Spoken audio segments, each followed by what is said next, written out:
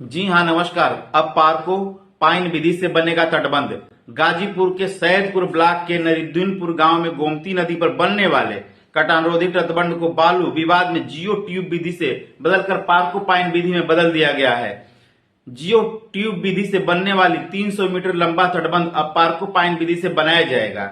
गोमती नदी गौरी गांव से तीव्र मोड़ लेते हुए नरीदुनपुर गांव के पास घुमावदार अंदाज में रिहायशी इलाकों में काफी दिनों से किनारों के भूखंड को काट रही है, जिसके रोकथाम के लिए सरकार ने 1 करोड़ 16 लाख रुपए की लागत से जियो ट्यूब विधि का कटान रोधी तटबंध बना रहे हैं, जिसमें नदी किनारे बड़े बड़े जियो ट्यूब में नदी की तलहटी से बालू निकालकर भरना था। इस तटबंध में कुल 70 ट्यूब में 10,150 घन मीटर बालू भरना था। गोमती नदी के उस पार वाराणसी जिले के टेकुरी गांव में किसानों ने अपने जमीन से बालू लेने से मना कर दिया है। कार्यदायी संस्था, स्थानीय प्रशासन, सिंचाई विभाग और दोनों जिलों के प्रशासनिक अधिकारियों के कई दौरे की बैठक नाकाम साबित हुई है। गाजीपुर वाराणसी जिले के डीएम सहित कमिश्नर वाराणसी द्वारा संगठित संयुक्त टीम से भी कई सार्थक निर्णय नहीं निकल पाया है।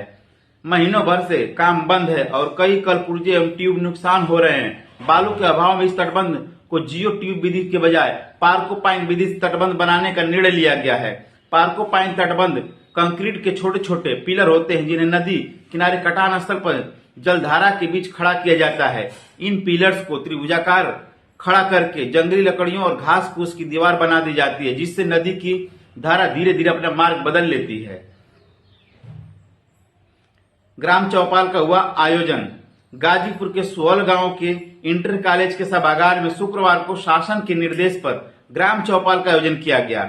इस दौरान शोर शराबे के बीच कुल 97 विभिन्न तरह के मामले आए, जिनमें 22 का मौके पर ही निस्तारण कर दिया गया, जिसमें सबसे ज्यादा राजस्व, सरकारी योजनाओं और पुलिस से संबंधित आदि मामले आए। चौपाल में शासन के द्वारा चलाई जा रही विभिन्न जन कल्याणकारी योजनाओं की जानकारी लोगों को देने के साथ ही उन्हें जागरूक करते हुए विभिन्न समस्याओं का निस्तारण अधिकारियों के द्वारा किया गया। आयोजित इस ग्राम चौपाल का शुभारंभ अतिथि खंड विकास अधिकारी सुरेंद्र सिंह राणा ने किया। सुहल न्याय पंचायत स्तरीय ग्राम चौपाल में 6 गांवों के सैकड़ों महिला पुरुष ने भाग लिया। इस दौरान मुख्य अतिथि खंड विकास अधिकारी सुरेंद्र सिंह राणा ने चौपाल लगाकर ग्रामीणों की समस्याओं को सुना, मनरेगा के कार्यों की समीक्षा के साथ साथ अमृत सरोवर का हाल भी जाना। शासन की ओर से संचालित कल्याणकारी योजनाओं की जानकारी विस्तार से दी गई।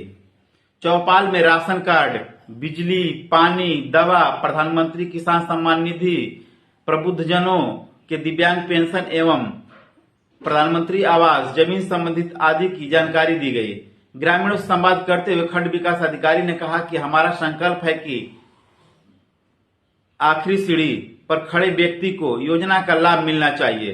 खंड विकास अधिकारी ने कहा कि चौपाल लगाने का उद्देश्य है कि गांव के लोगों की समस्याओं का निस्तारण और सरकारी योजनाओं के लाभ व जानकारी देना है। बिजली कटौती के खिलाफ हाईवे पर चक्का जाम। एशिया के सबसे बड़े गांव और सैनिक बाहुल्य गहमर गांव में अघोषित बिजली कटौती और जर्जर तारों के चलते आए दिन हो रही बिजली समस्या से लोगों का हाल बेहाल हो गया है। 1.5 महीने के अंतराल पर 5 MVA का एक ट्रांसफार्मर जलने के कारण गहमर स्थित आसपास के दर्जनों गांव अंधेरे में डूब गए हैं।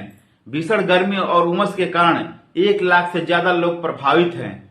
गहमर की दुकानों, हजारों दुकानों और घरों में बिजली आपूर्ति पूरी तरह से ठप हो गई है, जिससे आक्रोशित ग्रामीणों ने शुक्रवार को राम चबूतरे के पास नेशनल हाईवे NH 124 से ताड़ी घाट 12 मार्ग को जाम कर दिया। देखते ही देखते वहां भारी संख्या में ग्रामीण इकट्ठा हो गए। ग्रामीणों का आरोप है कि बिजली विभाग की कारस्तानी के चलते आए दिन लोगों को बिजली कटौती का सामना करना पड़ रहा है। पूर्व भाजपा विधायक सुनीता सिंह के पैतृक गांव गहमर में बिजली कटौती से आजिज ग्रामीणों ने उच्च अधिकारियों और संबंधित क्षेत्रीय जनप्रतिनिधियों के खिलाफ जमकर नारेबाजी करते हुए प्रदर्शन किया। स्थानीय लोगों ने बताया कि पूर्व में ही उच्च अधिकारियों को अवगत कराया गया था कि 33 KVA विद्युत उपकेंद्र से होने वाली बिजली आपूर्ति में तकनीकी खराबी के कारण आए दिन फॉल्ट होता रहता है। ट्रांसफार्मर की क्षमता प्रभावित हो रही है, साथ ही उसकी गुणवत्ता पर असर पड़ रहा है।